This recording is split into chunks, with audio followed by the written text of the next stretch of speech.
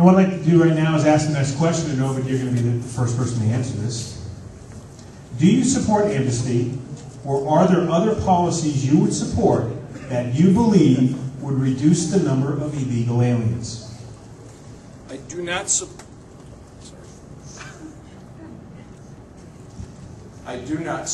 amnesty. I do think we need to enforce our laws, our existing laws, which we don't do right now. Immigration is a very important public policy for our country. We want people to come here who want to be Americans. And we are the sons and daughters of immigrants, all of us, especially those of us with those really funny names. We want to give people a chance to come and become Americans, but that is the promise, that they come here with the idea of wanting to become Americans and living within our system. I think we need to go back and not only enforce the laws, but take a look at the laws we have now and find a way to,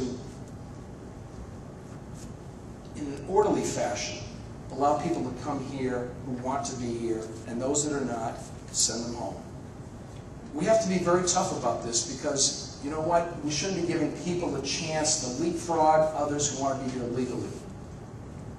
There's an order to it. There's a value to it. And, you know, I want to comment about something. I think one of our candidates has something fundamentally wrong here. States' rights are real, and they're real important in America. Right? States' rights is what it's about. And if a state needs to exercise its power to protect itself and its people, it ought to do it. And the federal government should get out of the way when we're trying to work in our own state, wherever we are. And that's an important dynamic. There are going to be 50 states with 50 sets of laws on a number of different areas. And security should be left to the state to the extent it's local, and the federal government should step in and enforce its immigration laws, border security, but if it doesn't, the state needs to be able to exercise its power and its sovereignty as well. Thank you. To Tony Ayotte, the same question. Do you support amnesty, or are there other policies you would support that you believe would reduce the number of illegal aliens? I do not support amnesty. I think that in fairness to people, they have to get in line and follow our rules. We need to secure our borders and enforce our existing laws. If we were to enforce our existing laws and also hold employers accountable that employ illegal immigrants, then we also would be in a position that we would have a reduction in illegal immigration. And we need to make sure that our visa system is robust so that we're protecting our country. So when people come here, there's a screening process to make sure that the people come aren't criminals, but they're people who legitimately want to come here and work like our ancestors did and learn English and make sure that they're contributing to our country. This is very, very important that we do this. And I think that with respect to Arizona, think about it, what they have been going through. And they acted because their citizens were in danger and because the federal government has failed to act. But amnesty is not the right answer because otherwise we're just rewarding people for violating our laws. And candidate Jim Bender, same question. I don't support amnesty. If a country can't secure its borders and enforce its own laws, then it can't protect its sovereignty. So no, I don't favor amnesty.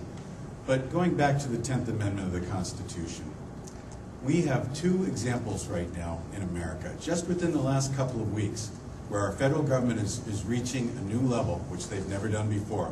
One is Arizona, and I believe that, if I'm not mistaken, the other is Alabama. We've been talking about Arizona. Alabama, one of the candidates for governor has said that they're going to require English to be the only language for a driver's license. And right now that state gives the test in 14 different languages. Imagine the cost, including Farsi. I mean, languages that are fairly obscure. But imagine the cost of having to administer your test in 14 different languages. But also imagine what people who speak 14 different languages would be. Wouldn't they be a menace out on the highway? If you can't read the road signs, how can you give this person a driver's license? But the federal government now is threatening to withhold highway funds from Alabama if they do this. That is taking it to a whole new step. And also threatening litigation against Arizona as well as Alabama. And this is something that's just not right. Once again, it's coercion, it's intimidation, and it's just not right. So we have to get back to a respect for the 10th Amendment, a respect for the rights of the states and individuals as protected in the 10th Amendment. And I don't think that that's really too much to ask of our federal government. And once again, I would like to invite candidate Earl Denny to answer the question. You know, my parents came to America legally. They waited their turn. They had to wait a long time. They did it right. I'm absolutely against amnesty. I also think that in this Arizona situation, which seems to be the topic of the moment, that there really are two competing interests. They're the interest of smaller government. Many of the things that you and your whole 912 group are based on. A limitation of government. It's inconvenient. But let's face it, illegal immigrants can be arrested simply because they're not here legally. We shouldn't lose our own rights or give anybody the authority to say, papers, please, ever. That's not American. That's my belief, and I believe that to my core. Now, in terms of the 15 or 20 million illegal immigrants here in this country, we need to find a practical, real solution that addresses the problems that they're causing in our country. They need to assimilate into our country, not the opposite. We need to insist that English be spoken. We need to have them swear an allegiance to our flag, to our country, and to our Constitution. I believe that in my very soul. You know, my folks sat around our kitchen table, and my dad worked as a janitor, as I said, and my mom worked nights.